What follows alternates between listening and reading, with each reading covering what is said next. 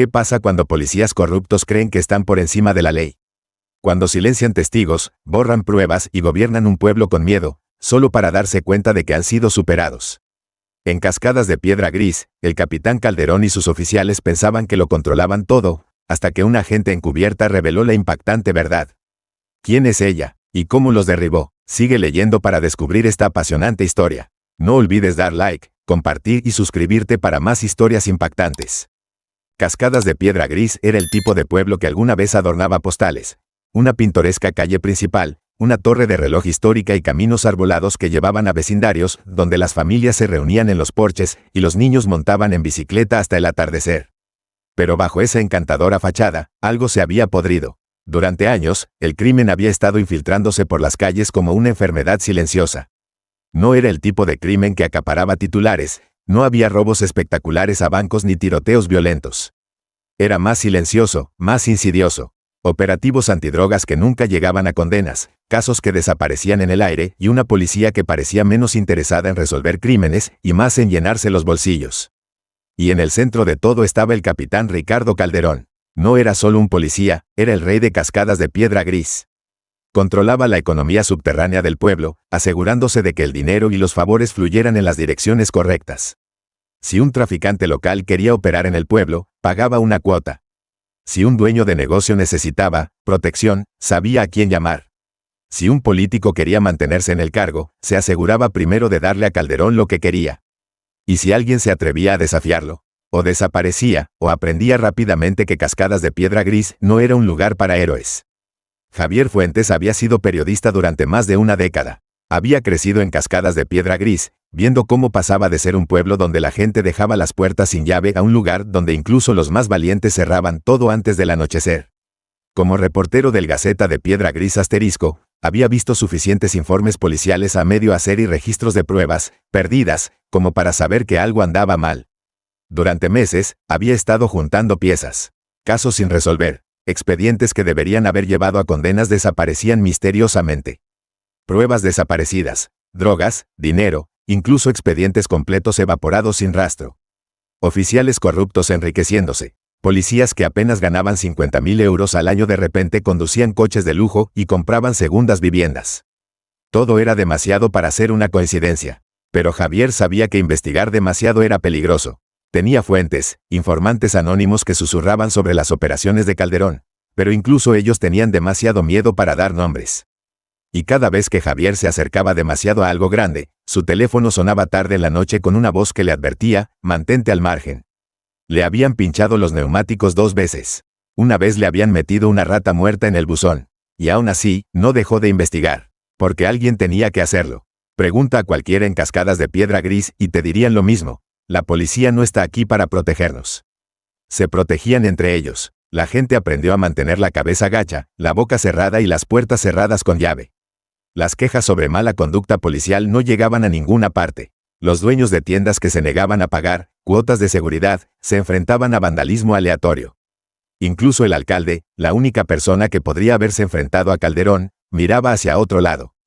Tal vez por miedo, tal vez porque tenía sus propios acuerdos que proteger. Así, Cascadas de Piedra Gris se convirtió en un pueblo donde la justicia no era ciega, era comprada.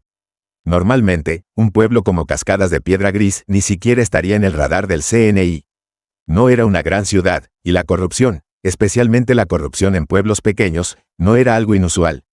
Pero los incansables reportajes de Javier habían enviado ondas más allá de las fronteras del pueblo. En alguna oficina federal en Madrid, los analistas habían notado un patrón, uno que sugería algo mucho más grande que solo unos pocos policías corruptos. Sospechaban que la operación de Calderón no era solo local, estaba conectada a algo mayor, algo que se extendía más allá de las fronteras autonómicas. Fue entonces cuando la enviaron a ella. Alicia Rosales era una mujer que había construido su carrera desmantelando la corrupción, desde fraudes corporativos hasta departamentos de policía podridos hasta el núcleo. Lo había visto todo, y sabía cómo operaban hombres como Calderón. No eran solo criminales, eran hombres de negocios uniformados. Y siempre cometían el mismo error, pensar que eran intocables. Su trabajo era simple, entrar, reunir suficientes pruebas para derribarlos y salir. Pero Cascadas de Piedra Gris no lo haría fácil. Alicia no podía llegar al pueblo luciendo una placa del CNI y esperar avanzar. En el momento en que Calderón oliera una investigación federal, cerraría todo, y cada policía corrupto del pueblo cubriría sus huellas. Así que se convirtió en Carmen Morales, una mujer tranquila y estudiosa que acababa de mudarse al pueblo para trabajar en el departamento de registros. Alquiló un pequeño apartamento en el lado más tranquilo del pueblo. Conducía un coche viejo y poco llamativo. Compraba en tiendas locales, charlaba cortésmente y nunca hacía demasiadas preguntas. Se mezcló, y lentamente, comenzó a observar. Vio que oficiales tomaban almuerzos largos en reservados con criminales conocidos. Notó que negocios siempre parecían demasiado asustados para llamar a la policía cuando eran robados. Escuchó cómo la gente hablaba en susurros cuando pasaba un coche patrulla. Jugó a largo plazo, porque así era como atrapabas a los que pensaban que eran demasiado listos para ser atrapados. A la semana de llegar, sintió ojo sobre ella. No de Calderón, él estaba demasiado ocupado jugando al rey del pueblo. Sino de la oficial Laura Díaz. Laura era buena en su trabajo, y su trabajo era detectar problemas. Era amistosa en la superficie, pero calculadora por debajo. Accidentalmente, se topó con Alicia en la cafetería, le hizo preguntas de apariencia inocente en la biblioteca, e incluso pasó por la oficina de registros solo para charlar. Era sutil, pero Alicia sabía qué estaba pasando. Laura no confiaba en ella. Y eso significaba que estaba acercándose a algo que Calderón no quería que encontrara. Alicia sabía que no tenía mucho tiempo. Calderón estaba cómodo, pero la comodidad hacía a los hombres descuidados.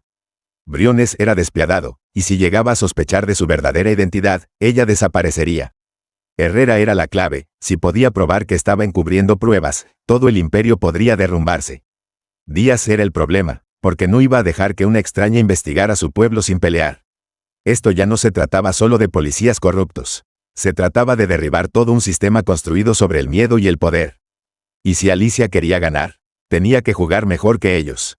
Cascadas de Piedra Gris tenía una forma de hacer que los forasteros se sintieran no bienvenidos.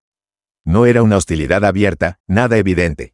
Solo un cambio sutil en el aire, la forma en que las conversaciones terminaban cuando un extraño entraba en una habitación, la manera en que la gente miraba por encima del hombro antes de hablar. Alicia había pasado suficiente tiempo en pueblos como este para reconocer el miedo cuando lo veía. El miedo mantenía a la gente callada. El miedo dejaba prosperar a hombres como Calderón. Pero ella no estaba aquí para mezclarse más. Estaba aquí para cazar. El primer movimiento de Alicia fue conectar con Javier Fuentes, el único hombre en el pueblo que aún tenía el valor de hacer preguntas. Se encontraron bajo el pretexto de una investigación histórica. Su historia de cobertura era que estaba escribiendo un artículo sobre los primeros años de la policía en Cascadas de Piedra Gris. Javier había sido escéptico al principio, pero en el momento en que ella mencionó casualmente patrones de pruebas desaparecidas y riqueza inexplicable de oficiales, vio el cambio en su postura. Aún no confiaba en ella, pero estaba escuchando. A lo largo de una serie de reuniones nocturnas con café, armaron una teoría funcional. Calderón no solo estaba encubriendo a criminales, estaba dirigiendo activamente una red subterránea. Había convertido a la policía de Cascadas de Piedra Gris en una fortaleza de corrupción, con 3 ejecutores clave manteniendo la máquina en marcha. Teniente Esteban Briones, el bruto. El hombre al que más temían. Si Calderón necesitaba que alguien fuera intimidado, golpeado o algo peor. Briones se encargaba. Sargento Juan Herrera, el fantasma. Nadie lo veía ensuciarse las manos, pero nada pasaba sin su aprobación. Falsificaba informes, hacía desaparecer pruebas y aseguraba que nada llevara de vuelta a Calderón. Oficial Laura Díaz, la infiltrada. Encantadora, persuasiva y letal a su manera. Construía relaciones, manipulaba la confianza y le pasaba información a Calderón antes de que los problemas se convirtieran en amenazas reales. Cada uno jugaba un papel. Y si Alicia iba a derribarlos, necesitaba romper la cadena en su eslabón más débil. Alicia pasó semanas observando, escuchando. Briones era fácil de detectar, era ruidoso, agresivo, siempre listo para pelear. La gente se apartaba de su camino cuando pasaba por el pueblo. No solo hacía cumplir las reglas de Calderón, lo disfrutaba. Lo vio extorsionar a un dueño de bar, un hombre mayor cuyas manos temblaban mientras entregaba un fajo de billetes. Una cuota de protección. Sigue abriendo esa boca, Carlos, había dicho Briones con una sonrisa burlona, metiendo el dinero en su chaqueta. Y tal vez la próxima vez no tengas un bar que proteger. Carlos no respondió, solo asintió y mantuvo la cabeza gacha. Miedo, otra vez. Herrera era diferente, era metódico, rara vez se le veía fuera de la comisaría. Trabajaba hasta tarde, siempre solo. Pero Alicia notó algo extraño. Cada vez que un caso se acercaba demasiado a la operación de Calderón, los expedientes asociados desaparecían misteriosamente. Como por arte de magia. Un día, pasó por el almacén de pruebas y lo vio guardar una memoria USB en su bolsillo. No reaccionó, ni siquiera parpadeó, pero ahora sabía dónde estaban enterrados los esqueletos. Díaz, sin embargo, era el verdadero problema. Alicia sentía que la observaba. En la cafetería, en la biblioteca, en las reuniones del ayuntamiento. Díaz no la interrogaba directamente, pero tenía una forma de dirigir las conversaciones, indagando sutilmente sin parecer hacerlo. «Eres nueva en el pueblo», había dicho Díaz una noche, sentándose frente a Alicia en el mesón de María Asterisco. «Debe ser duro ser una forastera». Alicia dio una sonrisa ensayada. Cascadas de Piedra Gris ha sido acogedor hasta ahora. Los ojos de Díaz titubearon, solo un momento, lo suficiente para que Alicia supiera que no creía ni una palabra. Díaz sabía que algo no encajaba. Y eso significaba que Alicia tenía que moverse rápido. Su cobertura era buena, pero no suficiente. Necesitaba algo irrefutable. Y eso significaba tenderle una trampa a Calderón con un trato. Creó una nueva identidad, una que apelara a su codicia. Esparció rumores en los bares correctos, dejó que las personas adecuadas escucharan conversaciones. Una corredora de fuera del pueblo, buscando mover mercancía a través de Cascadas de Piedra Gris, dispuesta a pagar por protección. Sabía cómo pensaban hombres como Calderón, si había dinero que ganar, no podían resistirse. No pasó mucho tiempo antes de que recibiera una respuesta. Un teléfono desechable, deslizado bajo la puerta de su apartamento. Un mensaje, viernes, 11 de la noche, almacén en la carretera 6. Ven sola. Miró las palabras durante un largo rato. Esto era todo. Si Calderón aparecía en persona, significaba que era tan arrogante como sospechaba. Si enviaba a Briones o a Herrera, significaba que ellos manejaban la operación. De cualquier manera, obtendría lo que necesitaba. Pero también sabía una cosa con certeza. Era una puerta de un solo sentido. Una vez que entrara en ese almacén, o salía con las pruebas para derribar a Calderón. O no salía en absoluto. El almacén en la carretera 6 estaba al borde de Cascadas de Piedra Gris como una reliquia olvidada. Su revestimiento metálico oxidado gemía con el viento, las ventanas rotas se abrían a la noche. Era el tipo de lugar donde se enterraban secretos, donde la gente entraba y no siempre salía. Alicia ajustó su chaqueta de cuero, moviendo los hombros para mantener a raya la tensión. Este era el momento, el punto sin retorno. No tenía miedo, estaba lista. Alicia estacionó su sedán poco llamativo a una manzana de distancia, caminando el resto del trayecto con una calma calculada. Había jugado este juego antes, nunca muestres nervios, nunca dudes. Al acercarse a la entrada lateral, detectó movimiento. 3 figuras. Esteban Briones, de pie como centinela, brazos cruzados, músculos tensos. El ejecutor, el bruto. Juan Herrera, manos en los bolsillos, el cerebro detrás de los encubrimientos en papel. Y detrás de ellos, justo dentro del almacén mal iluminado, el capitán Ricardo Calderón en persona. El rey de Cascadas de Piedra Gris. Calderón era exactamente como esperaba. Confiado, arrogante, un hombre que había jugado este juego lo suficiente como para creer que no podía perder. «Llegas tarde», murmuró Calderón, su voz grave cortando el silencio. Alicia se encogió de hombros, entrando al almacén. Tenía que asegurarme de que no me seguían. Briones soltó una risita, chica lista, pero ella no lo miraba a él. Observaba a Calderón, leyendo su postura. No estaba nervioso, pensaba que tenía el control. Bien, eso los ponía a ambos en igualdad. Dentro, el aire estaba cargado de polvo y el olor a aceite y metal oxidado. Una sola luz en el techo parpadeaba, proyectando sombras largas sobre el suelo de cemento agrietado. Calderón se apoyó en una vieja mesa de trabajo, encendiendo un cigarrillo, observándola. Entonces, dijo, exhalando humo, ¿quieres hacer negocios en mi pueblo? Alicia asintió. He oído que Cascadas de Piedra Gris es complaciente, si el precio es correcto.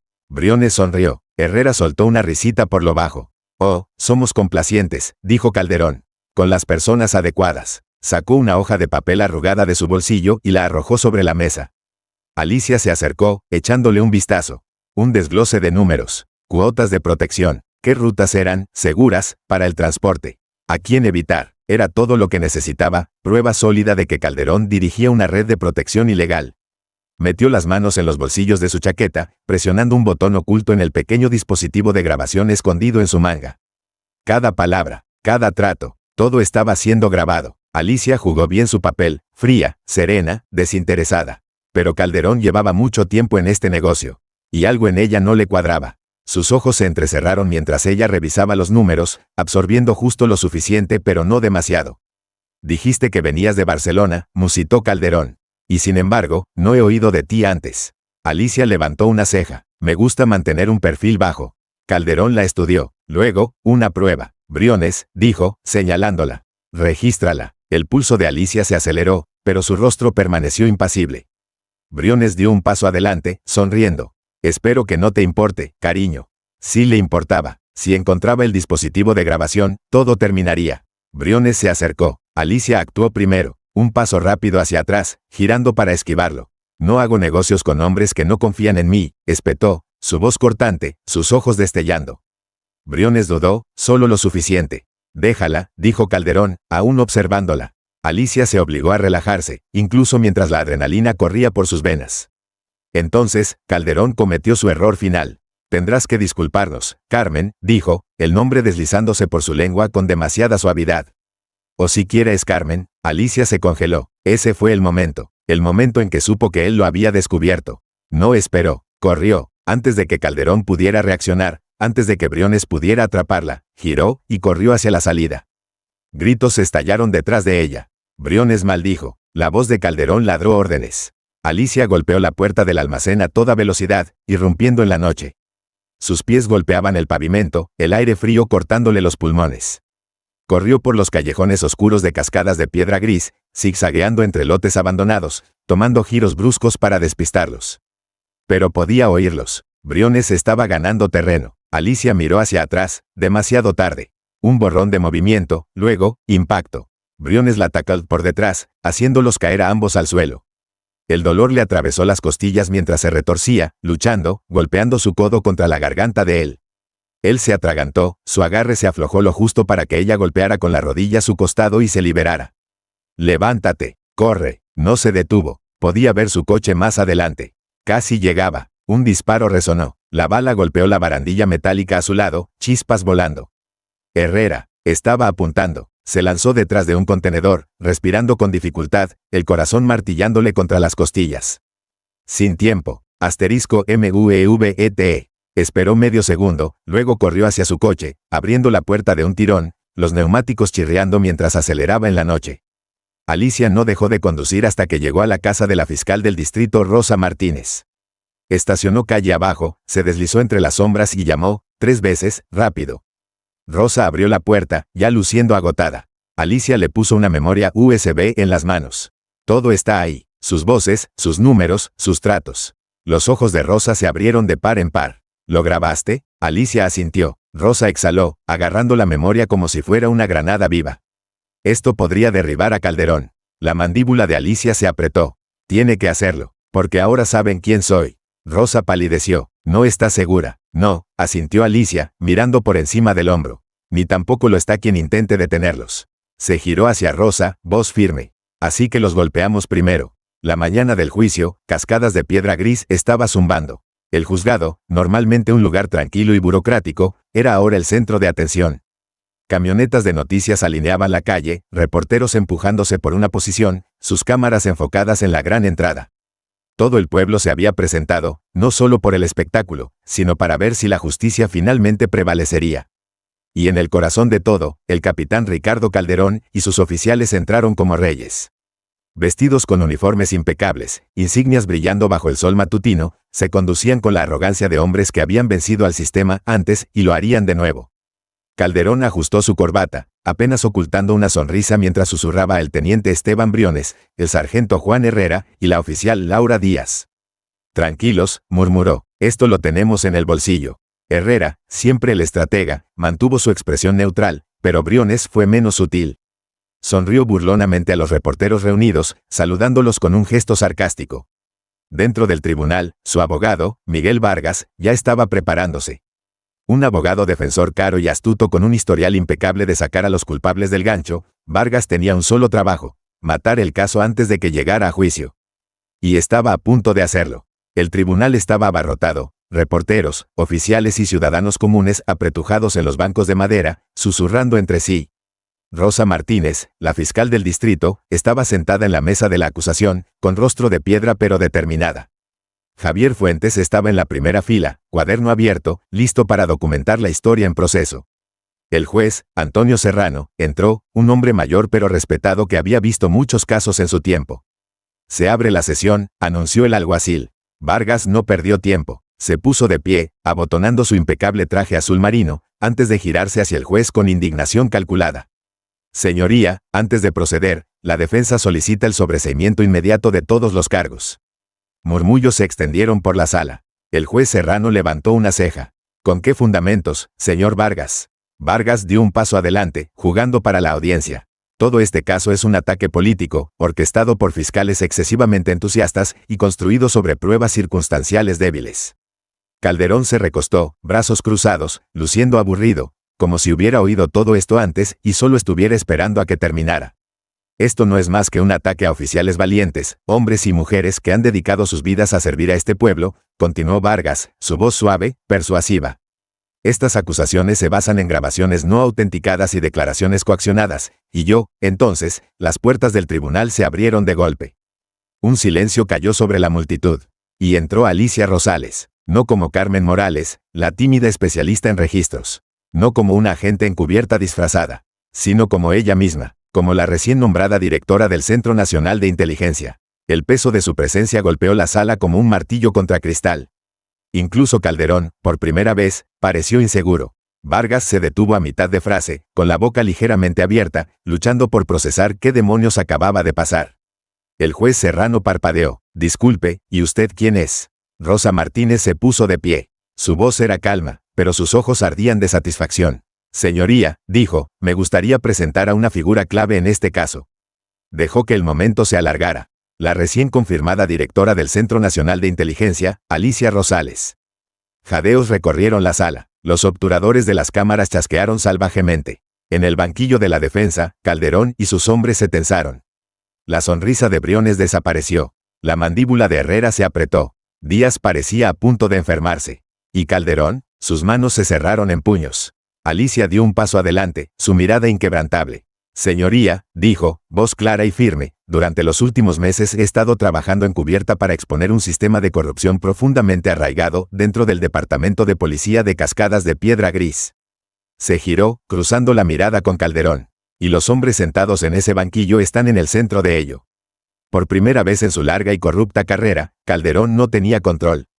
Sin amenazas, sin jugadas de poder, sin salida, Vargas, recuperando la compostura, intentó salvar la situación. Objeción, señoría, ladró. Esto es un espectáculo, un circo público diseñado para... Serrano lo cortó.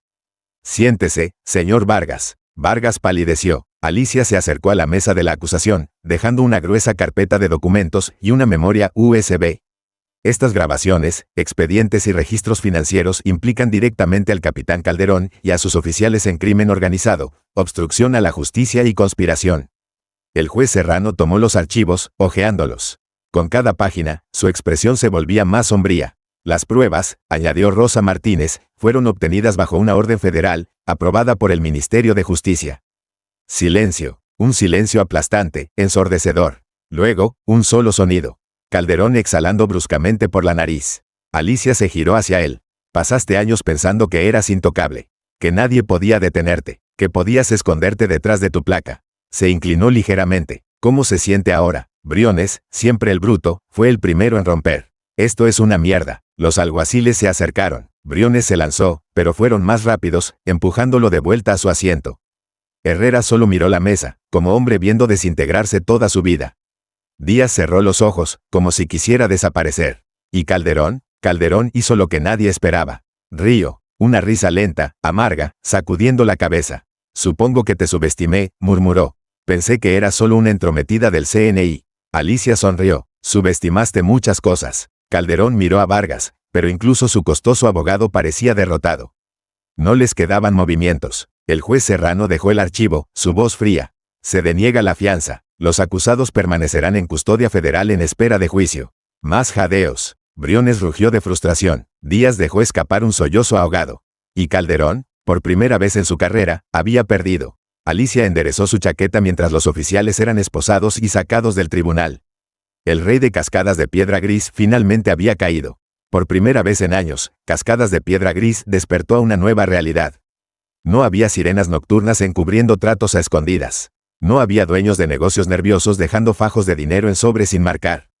No más mirar por encima del hombro, no más miedos susurrados.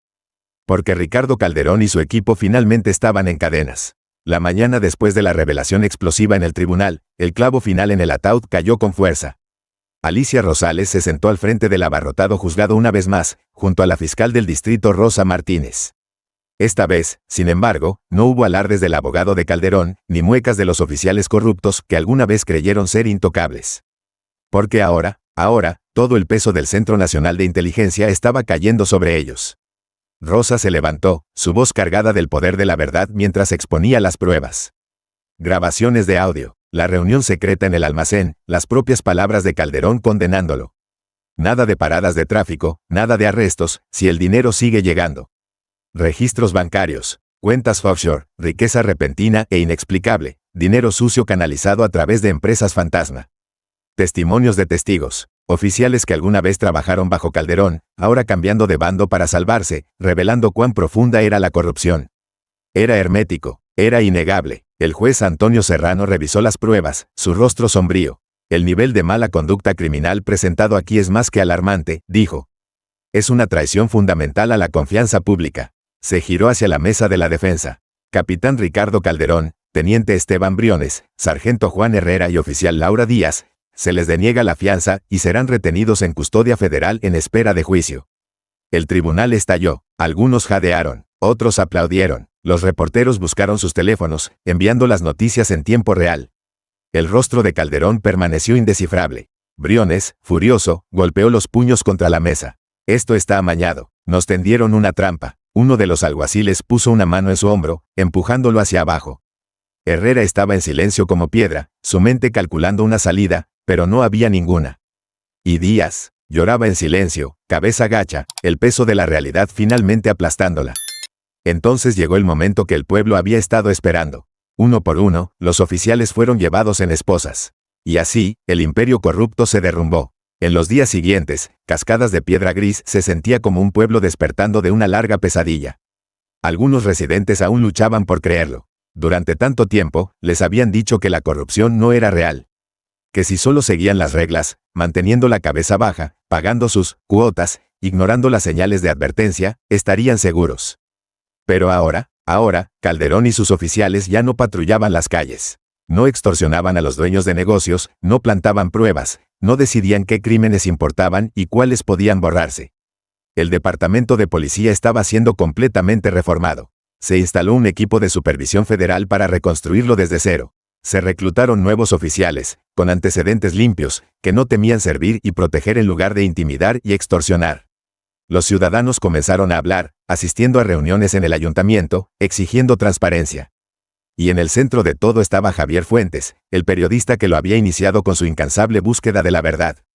Sus artículos ahora encabezaban periódicos nacionales, detallando cómo una policía de un pueblo pequeño casi se había salido con la suya con asesinatos, hasta que alguien se levantó. Rosa Martínez, alguna vez descartada como demasiado ambiciosa, ahora era elogiada por su determinación de limpiar el sistema.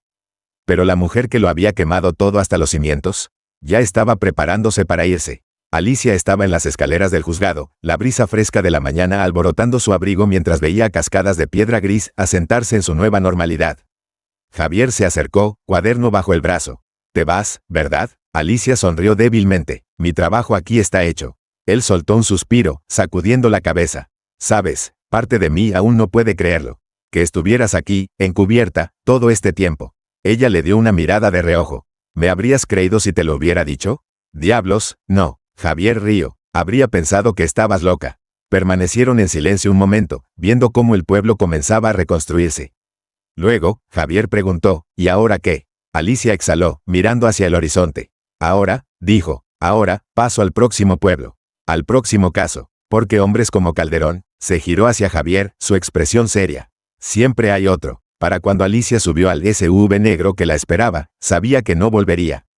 Pero la lección que dejó atrás, esa permanecería para siempre. A la gente de Cascadas de Piedra Gris les habían dicho durante años que sus voces no importaban, que la corrupción era demasiado poderosa para combatirla.